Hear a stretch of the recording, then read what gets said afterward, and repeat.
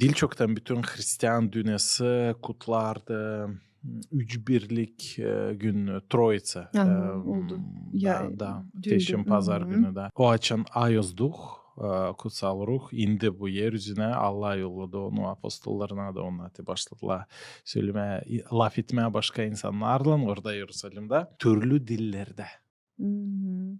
Bibliyete bu yazılı. Hani Allah vermiş öyle bir o günü onlara böyle bir iş vermiş, böyle bir sposobnost, böyle bir talent. Hani onlar öğrenmeden yabancı dilleri başlamışlar Allah etmeye o dillerde de söylemeye İsus Hristos bu insanlara da şimdi da o sıcaklık duygusu peydalandı orada da. Yakın, kardeşlik duygusu. Ama onlar türlü halklardan, türlü dillerde alay ederler.